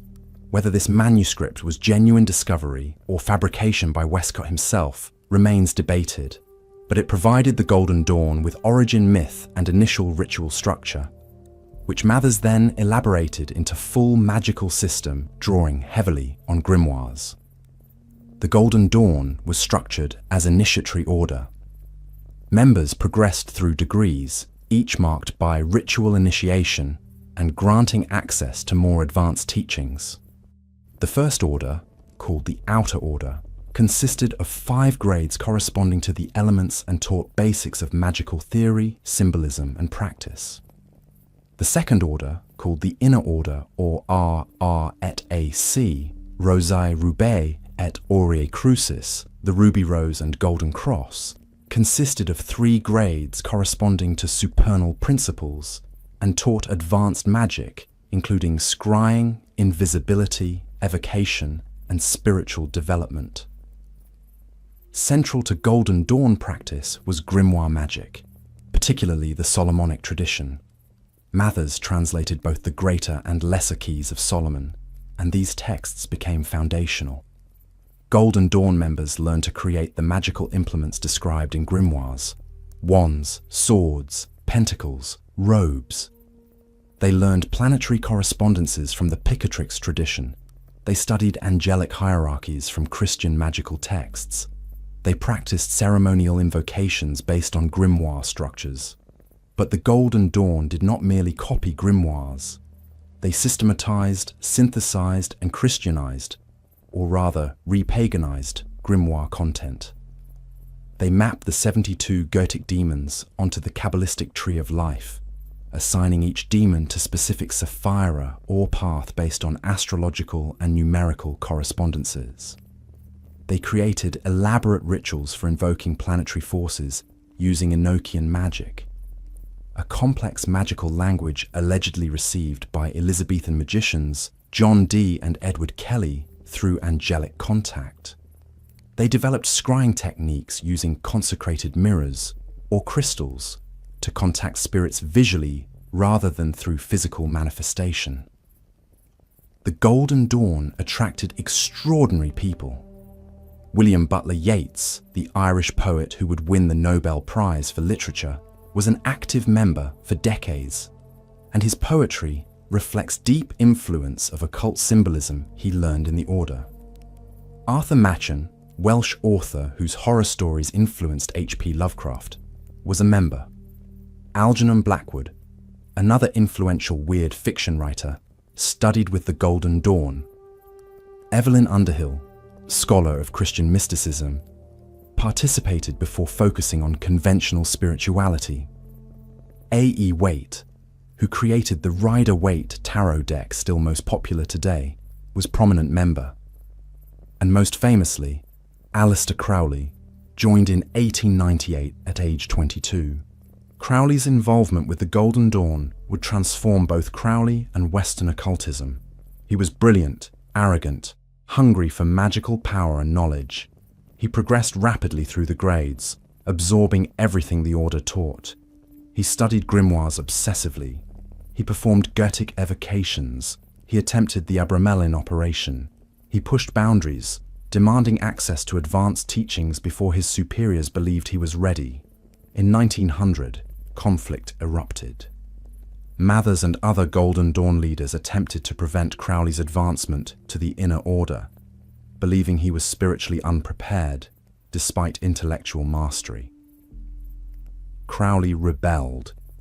He forced his way into the Inner Order temple, leading to magical warfare, members attempting to attack each other through magical means, cursing and counter-cursing, a schism that ultimately destroyed the Golden Dawn as unified organization. From the Golden Dawn's wreckage, multiple successor groups emerged. A.E. Waite formed one. Dion Fortune, British occultist who would write influential books on magic and psychology, formed another, the Society of the Inner Light. And Aleister Crowley, declaring himself beyond need for any order, founded his own magical system, Thelema. Thelema synthesized Crowley's understanding of grimoires with revelations he claimed to receive from a preterhuman intelligence called Aiwass in 1904. The central text, the Book of the Law, proclaimed, "Do what thou wilt shall be the whole of the law, and love is the law, love under will." Crowley interpreted this as religious and magical philosophy emphasizing individual will, personal spiritual development, and rejection of conventional morality. Crowley's approach to grimoires was both reverent and irreverent. He took them seriously as functional systems. He performed operations from multiple grimoires: Goetia, Abramelin, Solomonic texts, the Enochian system. He recorded results meticulously in magical diaries that fill thousands of pages. He believed grimoire magic worked, that spirits were real, that rituals produced tangible effects, that magical power could be developed and refined through practice. But he also adapted grimoires freely. He rejected elements he considered corrupted or unnecessary. He added psychological interpretation, arguing that spirits could be understood as aspects of the subconscious mind, while still being treated as external entities during ritual. He combined grimoire magic with yogic techniques learned from studying Indian mysticism, with sexual magic derived from tantric traditions, with drugs used as sacraments to achieve altered states. Crowley was simultaneously most dedicated grimoire practitioner of his era and most radical innovator. His most influential grimoire work was Liber DCCRX 7 Sim, Book 777, published as part of his collected magical instructions. This text provides Crowley's analysis of Goetic evocation, his recommendations for performing the operations, and his warnings about pitfalls. He emphasizes that the protective circle is psychological as much as physical. It represents the magician's ego boundary, their sense of self that must not be compromised during interaction with spirits. The triangle where the demon appears represents the material world, the place where spiritual forces manifest in visible or sensible form. The entire operation is simultaneously external ritual and internal psychological work. Crowley also created his own grimoires. The Book of Thoth, his massive treatise on tarot, functions as grimoire, providing correspondences, meditation techniques, and ritual uses for each card. Magic in Theory and Practice, his comprehensive magical textbook published in 1930, synthesizes grimoire traditions into systematic presentation of ceremonial magic as spiritual technology. 777, his table of correspondences, maps, Kabbalah, astrology, tarot, gods, plants, stones, colors, and virtually everything else onto unified system derived heavily from grimoire correspondences. Through Crowley and the Golden Dawn's other members, grimoire magic entered 20th century occultism, transformed but recognizable. The operations remained largely the same: conjurations of spirits, creation of talismans, invocations of divine names. But the framing changed. Magic was presented less as commanding demons through divine authority, and more as engaging with archetypal forces, whether external or internal. The magician was less pious Christian master commanding fallen angels, and more individual exploring consciousness and reality through symbolic systems. This transformation made grimoires accessible to people uncomfortable with medieval Christian framework. You did not have to believe in Christian cosmology to use grimoire methods. You could interpret spirits as psychological constructs, as energy patterns, as archetypal forces, as entities whose metaphysical status remained ambiguous. The operations worked, produced experiences, generated effects, transformed consciousness, regardless of how you theorized about why they worked. The Golden Dawn's legacy is profound. Every major Western magical tradition in the 20th and 21st centuries descends from or was influenced by the Golden Dawn. Wicca, the modern pagan witchcraft tradition founded by Gerald Gardner in the 1950s, incorporates Golden Dawn ritual structures and correspondences. Chaos magic, the postmodern magical movement emphasizing results over belief, uses techniques developed from Golden Dawn experimentation. Contemporary ceremonial magic lodges, whether explicitly Golden Dawn successors or independent groups, use rituals, tools, and methods that trace directly to Golden Dawn innovations based on grimoire traditions. The Victorian occult revival took grimoires from forbidden manuscripts hidden in libraries and made them active living traditions. Through the Golden Dawn and Crowley, grimoire magic became not historical curiosity, but practical system that people could learn, practice, and refine. The grimoires were no longer simply read, they were used, and in being used, tested, adapted, and taught to new generations of practitioners, they remained alive as magical traditions rather than becoming merely historical artifacts. This is perhaps the most important aspect of the Victorian occult revival. It ensured grimoires survived into the modern world, not as museum pieces, but as functional systems. The Golden Dawn and Crowley created infrastructure, teaching methods, initiatory orders, published texts, trained practitioners that would preserve and transmit grimoire knowledge through the 20th century and into the 21st. Because of them, grimoire magic did not die with medieval and Renaissance practitioners. It adapted, evolved, and persisted. Chapter 10. Modern Grimoire.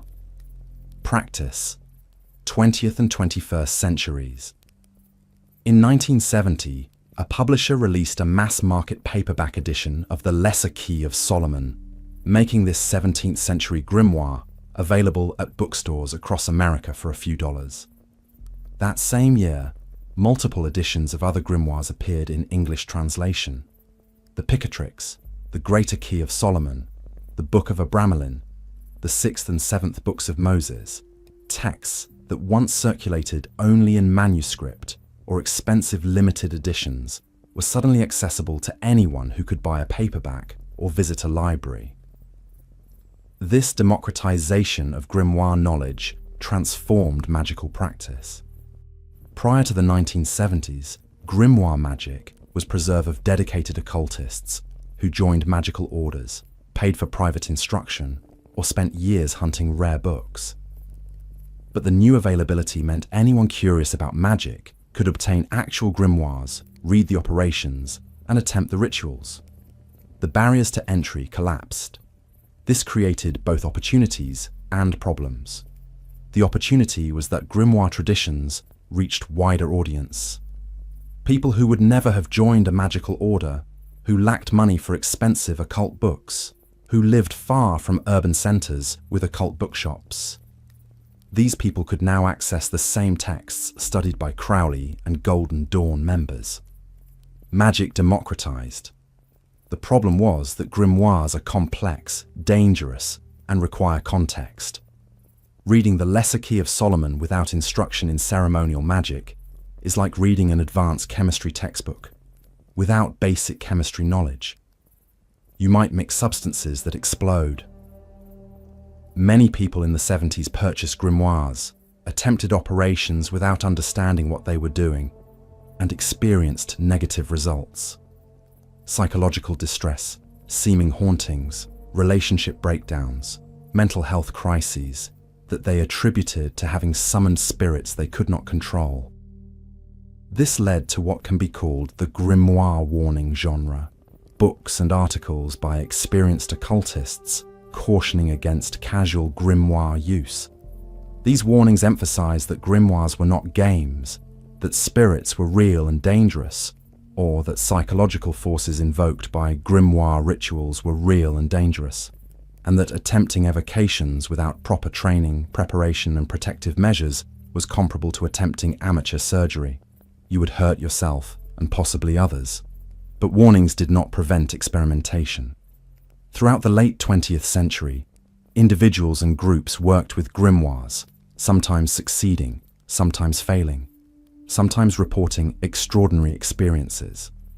The internet, becoming publicly accessible in the mid-90s, enabled these practitioners to connect, share experiences, compare results, and develop communities around grimoire practice. Online forums dedicated to ceremonial magic appeared. Practitioners shared their grimoire operations, described spirits they had contacted, posted images of talismans they had created, and debated technical details of ritual procedures. This created a new form of grimoire transmission.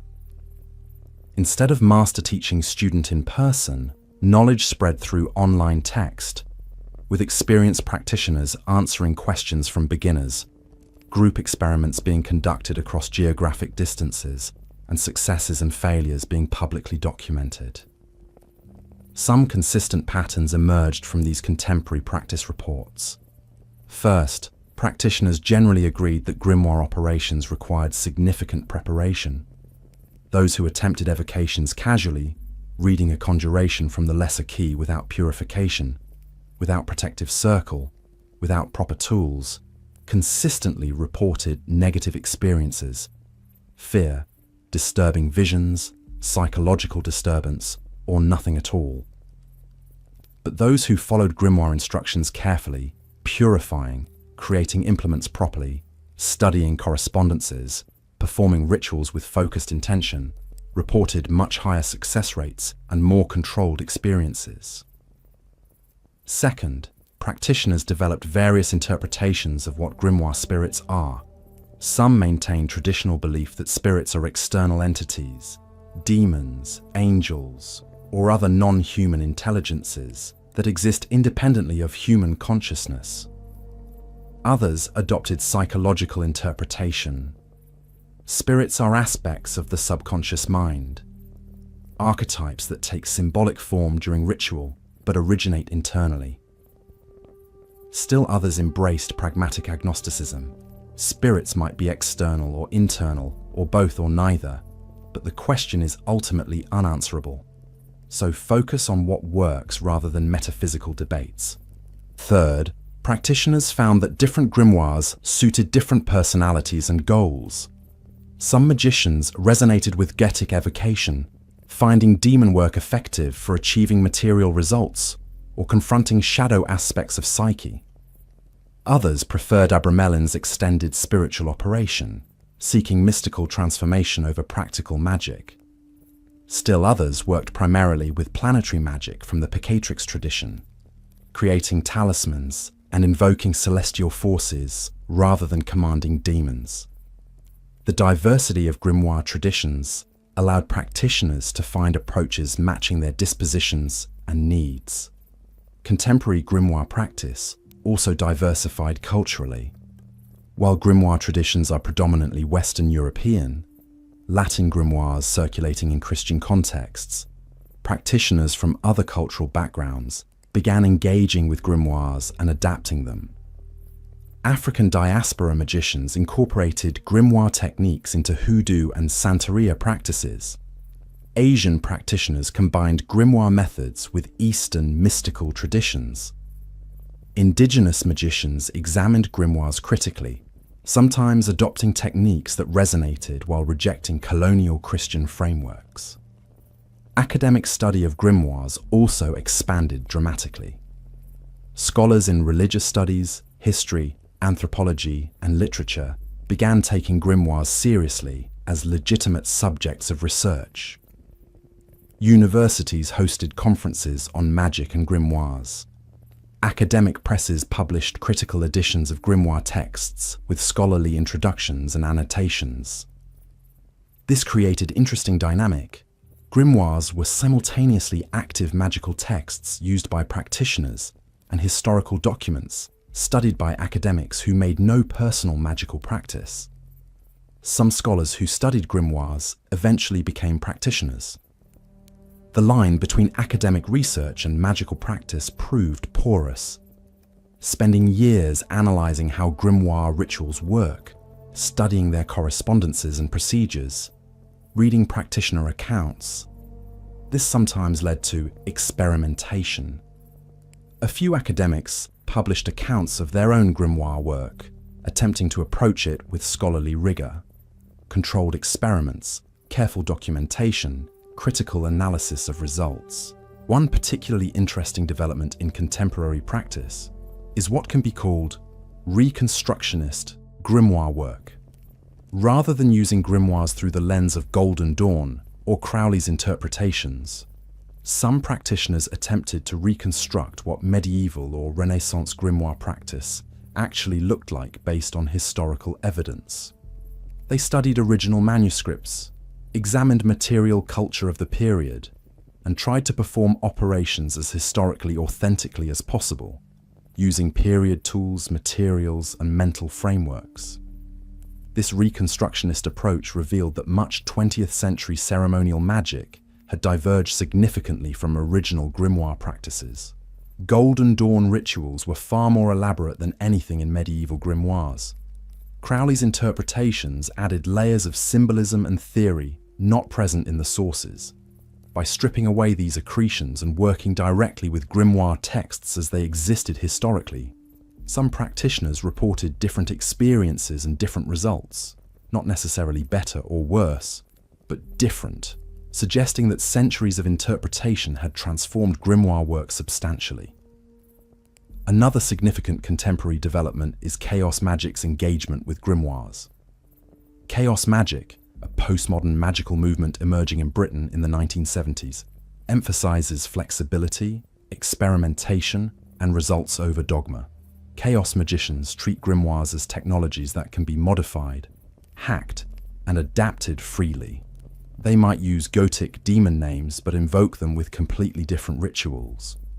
They might use grimoire correspondences but create new operations not found in traditional texts. They approach grimoires instrumentally. If a technique works, use it.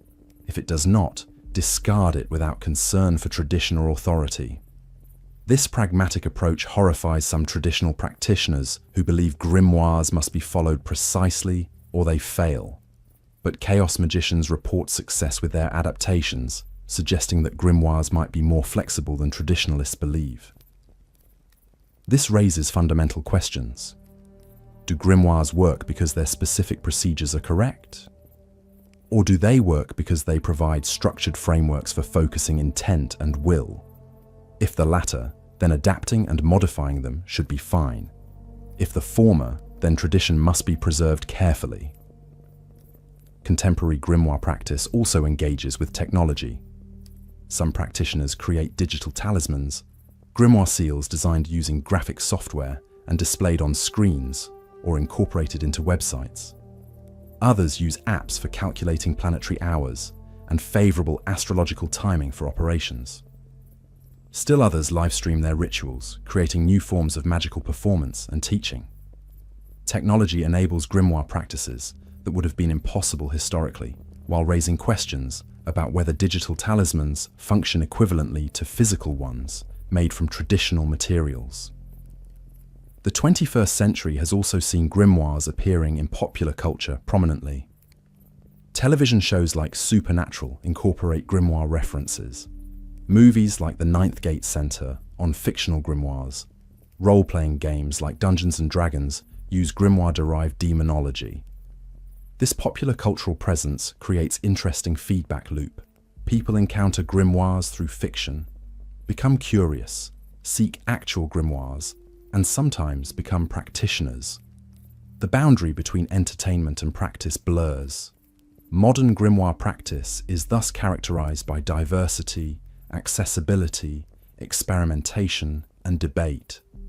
Thousands of people worldwide are working with grimoires, some as dedicated lifelong practitioners, others as curious experimenters, still others as scholars or artists engaging with grimoires as cultural texts.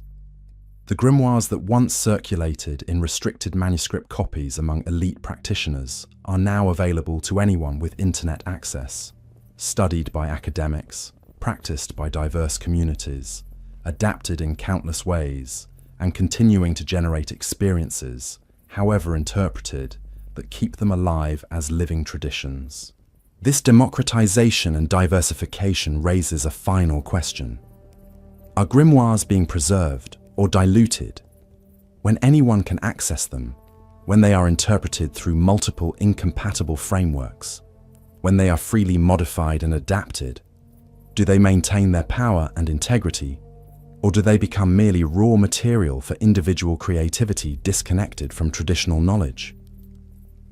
Traditionalists and experimentalists answer differently. But both groups agree. Grimoires continue to fascinate, to challenge, and to promise power to those willing to engage them seriously. Chapter 11. Psychology and Grimoires. In 1916, during World War I, Carl Jung, the Swiss psychiatrist who had broken with Freud several years earlier, began experiencing a series of overwhelming visions. He saw dead spirits demanding something from him, felt immense internal pressure, and experienced what he later called a confrontation with the unconscious. To process these experiences, Jung began writing and drawing compulsively, creating what would become the Red Book, an illuminated manuscript combining psychological insight with visionary imagery that Jung considered his most important work. The Red Book resembles a grimoire. It contains invocations, dialogues with inner figures Jung called archetypes, mandalas functioning as meditation symbols, and instructions for psychological spiritual transformation. Jung claimed he was contacted by a figure named Philemon, an old man with wings and the horns of a bull, who taught him about the psyche and the collective unconscious. Jung painted images of Philemon, wrote down his teachings, and used these encounters to develop his theories of psychological types, archetypes, and individuation. Jung was familiar with grimoire traditions. He studied alchemy extensively, recognizing in alchemical texts symbolic descriptions of psychological processes. He knew the Gnostic and Hermetic texts that influenced grimoire development, and he understood that grimoires could be read psychologically, not as literal instructions for commanding external demons, but as symbolic procedures for engaging with aspects of the unconscious mind. This psychological interpretation of grimoires became influential in 20th century occultism. Jung argued that what grimoires called demons and angels are actually projections of psychological contents, complexes, repressed desires, archetypal forces from the collective unconscious that manifest in symbolic form during ritual. When a magician performs goetic evocation and sees a demon appear in the scrying mirror, what they are seeing is not an external entity, but an aspect of their own psyche made visible through ritual process. This interpretation does not necessarily deny efficacy. Even if demons are psychological rather than metaphysical, they are still real as psychological forces. A repressed violent impulse, if unacknowledged, can control behavior unconsciously. But if that impulse is evoked ceremonially, manifests as demon with name and appearance, and is consciously confronted and commanded, it can be integrated and controlled. The grimoire ritual provides structured method for psychological work, making unconscious conscious, confronting shadow, integrating split-off aspects of self. Jung's psychological interpretation influenced how many 20th century practitioners understood their grimoire work. Israel Regardie, Crowley's secretary who later became psychotherapist, argued that ceremonial magic is essentially depth psychology, performed through ritual rather than talk therapy. When you invoke an angel or command a demon, you are engaging with archetypal forces in your psyche. The ritual structure provides safe container for this engagement, preventing overwhelming unconscious eruption that might cause psychological breakdown. Dion Fortune, British occultist who was both magician and psychotherapist, likewise integrated magical and psychological perspectives. Her novels, particularly The Sea Priestess and Moon Magic, present magic as psychological spiritual practice, where rituals invoke archetypal forces that transform consciousness. She argued that grimoires encode psychological truths in religious and magical language, and that understanding this psychological dimension makes magic more effective rather than less, because the magician knows what they are actually working with. This psychological interpretation reached its most explicit formulation in chaos magic. Chaos magic emerged in Britain in the 1970s, pioneered by Peter Carroll and Ray Sherwin. It embraced philosophical position called pragmatic agnosticism, or instrumental belief. Whether spirits are real, in any objective sense, is unknowable and irrelevant. What matters is whether belief in spirits produces useful results. Therefore, the magician should adopt whatever beliefs work for particular operations without concern for metaphysical truth. Chaos magicians approach grimoires instrumentally. A chaos magician might perform Gothic evocation while believing the demon is external entity, then perform a different operation while believing spirits are psychological constructs, then perform a third operation while suspending all belief and simply following procedures mechanically. All three approaches might work equally well. The belief system is tool, adopted and discarded as needed, rather than commitment to metaphysical truth. This flexibility led chaos magicians to modify grimoires freely. They stripped away elements they considered unnecessary: elaborate purifications, expensive materials, complex preparatory rituals. They retained core structures: focused intention, symbolic representation, ritual performance, while simplifying and adapting. They created servitors, artificial spirits designed for specific purposes, using principles derived from grimoire spirit creation, but applying them to purely psychological constructs. Critics of psychological interpretation argue it misses something essential. They insist that spirits are genuinely external, that grimoires contact actual non-human intelligences, and that reducing everything to psychology loses the genuine danger and power of working with forces that exist independently of human consciousness. These traditionalists point to cases where grimoire operations produce effects that seem beyond psychological explanation. Information received that the magician had no way of knowing, physical effects witnessed by multiple people, manifestations that terrified experienced practitioners. The debate between psychological and literal interpretations cannot be resolved. Both positions have adherents with extensive experience who report results consistent with their frameworks. What can be said is that psychological interpretation made grimoires accessible to people who might otherwise reject them. Someone uncomfortable with medieval Christian cosmology, skeptical of literal demons, committed to rational scientific worldview. This person might still work with grimoires psychologically, understanding them as symbolic systems for engaging unconscious mind. Another psychological approach comes from initiation theory. Some scholars and practitioners argue that grimoires function as initiation systems, structured processes for achieving altered states of consciousness and psychological transformation. The extended operations like Abramelin are obviously initiatory, 18 months of intensive spiritual practice culminating in mystical experience. But even shorter operations like Gothic evocation can be understood as initiation into particular psychological states or capacities. From this perspective, the dangers grimoires warn about are not supernatural, but psychological. Attempting to evoke demons without proper preparation risks psychological destabilization, releasing repressed contents without adequate ego strength to integrate them. The protective circle represents psychological boundaries. The purification represents psychological preparation. The entire ritual structure creates safe container for engaging forces that could otherwise overwhelm consciousness. Modern depth psychology has continued engaging with magical and spiritual practices. James Hillman, founder of archetypal psychology, argued for taking polytheism seriously psychologically, rather than reducing all psychological contents to ego and personal unconscious.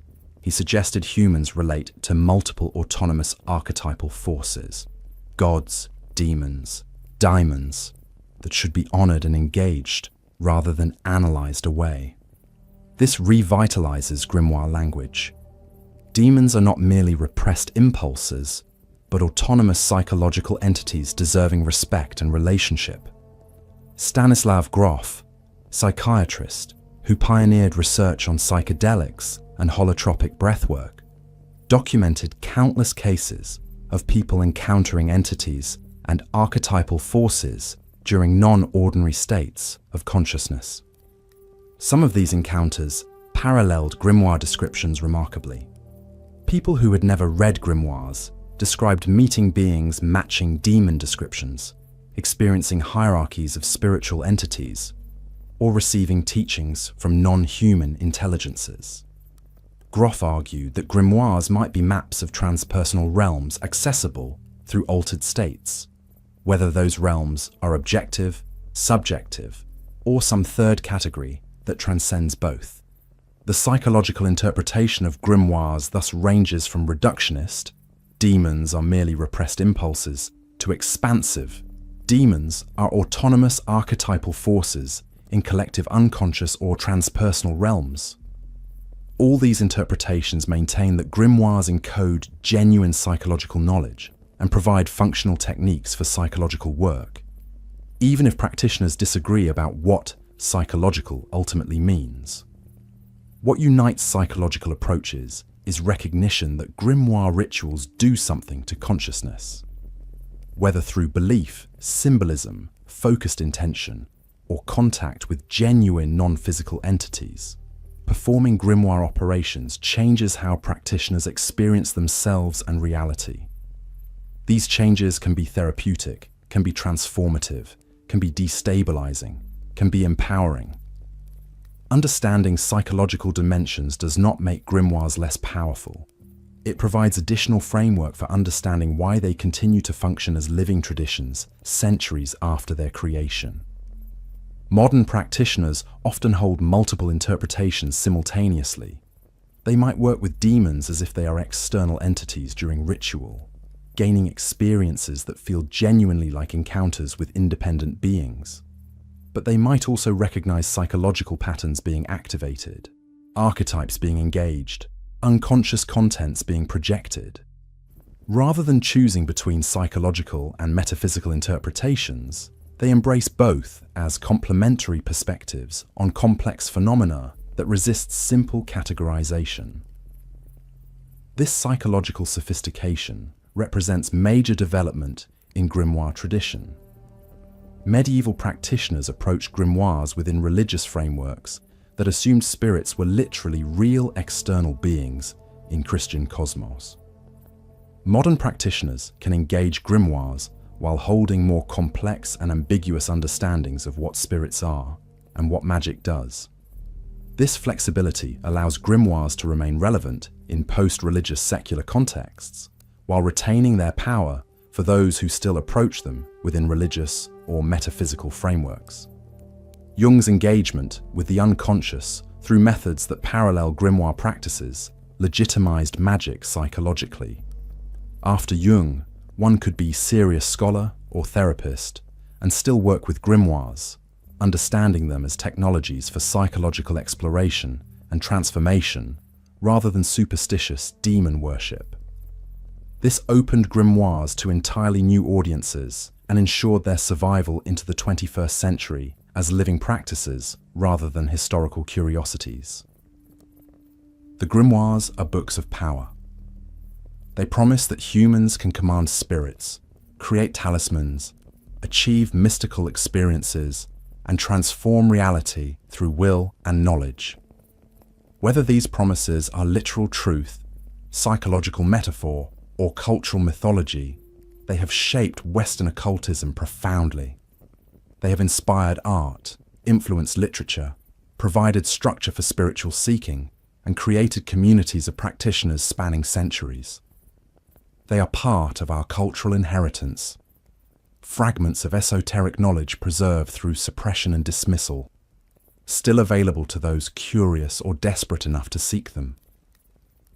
As we conclude this journey through grimoire history, from ancient Mesopotamian demon lists to contemporary digital talismans, one thing is clear: the grimoires are not finished.